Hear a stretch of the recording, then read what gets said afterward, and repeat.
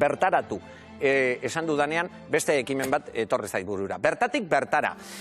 UEMak, badakizu, udalerri euskaldunen mankomunitateak martxan jarri duena. Hitz egiten ari ginen, orain udan gaudela eta euskararen zera erabilpena. Bueno, gure artean erabiltzea ezinbestekoa da eta transmisioa egitea. Baina kanpotik, ez duzue, seguru zuek askotan pentsatu duzuela. Kanpotik datozen bisitarientzako, bisitari horiek nola ikusten dute, nola hartzen dute euskara,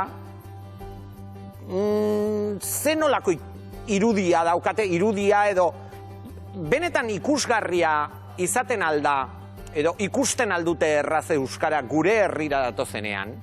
Bueno, UEMak martxan jarri du bertatik bertara izeneko ekimen hau eta zoragarria iruditu zaigu. Getariara joan gara, ikusita entzun. Egun hon, Nora. Egun hon, Irati. Esan behar dizun, Nora, atzetik sartu baino lehenago dakigu lehenengo hitza euskaraz egingo duzuela. Saiatzegean, noiz baiten ikuste ditugu atzerritarrak eta, bueno, igual, erderaz o frantsesez o inglesez egiten dugu. Eta hori gertatzen denean, kanpoko norbait etortzen denean, hiztegi bat prestatuta duzu haientzako. Bai, eukitzen dugu hemen batzutan mordoska, hiztegiak, horrelakoak, bueno, turismo bulegotik hartzen ditugu. Gehien bat izaten da eskerrik asko edo prezioa nahi dute eta batzuk saiatzen dira, eta zenbada galdetzeko hor saiatzeia hiztegian, da gero eskerrik asko nola esatzen daun da errestasuna bentsat eman. Egunon, Axur? Kaixo! Hemen, bezero bat jartzen den bezain azkar daki hemen euskeraz hitz batzuk egin ditzakela. Bentsat minimoak euskara jakitea eta zoze ikastia. Jake honea etortzean da beti gauza ikustea eta etortzean da zea, bentsat gure hizkuntzatik euskara txiki bat bentsat ere matea. Zein izaten da animatuena euskaraz hitz batzuk egiteko? Inglesak zeintua soltatzea. Eta askoe gainea mantelak ere nahi izateu piskat etxian saiatzeko, ze intentzi jokin, baina bai. Zuentzako, Axut, zergatik da hain garrantzitsua horrelako ekimen batean parte hartzea? Azkenean euskara bultzatzeko, ez du nahi galtzia, porque iruditzeko dakauen gauzi politenetagoa dela. Guk azaldu behar dugu gure hizkuntza zein dan, euskara dakigunok mantendin behar dugu. Berezia da, garrantzi handikoa gainera, kanpotik datozen entzat, jakitea gutxienez herri horietan euskara erabiltzea edo erabiltze horrek zenolako garrantzia duen. Euren arteko, getarian esaterako, dendari, tabernari, herritarren arteko harremanetan euskarak duen garrantzia eta erabilgarritasuna. Hori ere kanpokoek ere ikusi beharko lukete. Eta horri esker ikusten dute. Hori getarian izan da, baina Arbizun ere ekimen hau martxan jarri dute, iaz ere egin zuten, hitz egin dezagun, UEMako kidea eta Arbizuko dendaria den Ernesto Leitzarekin. Ernesto, kaixo!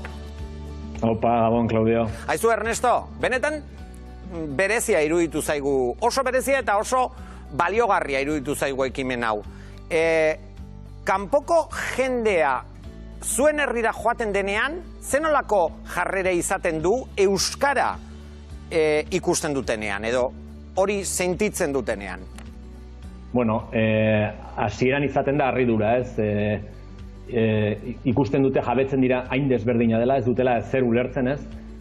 Eta bueno, berehala, jendea normalean berehala galdetzen dizuean nola esaten den buenos días, edo adiós. Ezakit, konplizidade polita sortzen da hizkuntzariari esker, bezero eta eros saltzaileen artean, bai. Bai, Ernesto, zuk oraintxo bertan aipatu duzuna ere askotan nabaritu dugu. Berezi egiten zaie ezberdina delako, ere, ezta? Bai. Pero, bai. Bueno, eta Euskal Herriko jende artean ere, azkenan Arbizuko euskara, nik ez dut menperatzen, bueno, ez naiz Arbizukoa, baina Arbizuko euskara oso polita da, Arbizuko euskalkia zoragarria da, eta jendeare harrituta gelditzen da, bai. Beraz, tresna ezin hobea da, behintzat euskararen ikusgarritasun hori areagotzeko, Ernesto. Horretarako gainera, nik badakit material eta baliabide ezberdinak jarri direla edo sortu direla, ez da? Jendeak jakin dezan, zenolako materialak erabiltzen dira ekimen honetan? Bueno, daude kartel batzuk eta normalean gurean exito gehiena daukana dira hiztegi txikiak. Asko banatzen ditugu, eta jendeak oso gustora hartzen ditu, bai. Hiztegiak dira orduan. Bai, hiztegi txiki batzuk, bai, bitxiko batzuk edo, bai. Batez be, hasierako komunikazioetan zuk aipatu duzuna, ez da? Jendeak jakin nahi du, buenos días edo good morning, nola esaten den, ez da? Egunon, hori erreza izango da. Baina hemen komentatzen ari ginen, aizu, ze zaila egiten zaien, eskerrik asko gogoratzea. Eta orduan, hemen bertsolari andereak esan dit, mila esker esan dezatela eta hobeto. Hori izan daiteke modua. Ernesto, holakorik gertatu altzaizue, eskerrik asko, nik askotan hemengoa ez den pertsona bati erakasten saiatzen naiz, baina kosta egiten zaio ba? Bueno, askotan bertako ere kostatzen zaie batzuei. Baina, bueno, ez diogo exigituko kanpotarrei ez, bertako batzuk egiten ez dutena, baina, bueno. Bertako batzuek eskerrak ez dituz ematen ja zuzenean, hori izaten da. Baina, bueno, bai. Gracias, akaso. Agian bai. Dena den hemen enbeitak esan duena, mila esker errezagoa da. Ernesto, ea aurten ere, euskara erabiltzeko eta sustatzeko asmo horrekin, ea etekin honak ateratzen diren. Eskerrik asko gugana etortzeagatik eta utzi goiari. Bale, mila esker, ondo izan. Ondo segi, aio. Kanpoko jendeak normalean, begira, Donostian esate baterako. Zuk uste duzu, kanpotik datozen bisitariek euskararen presentzia nabaritzen dute?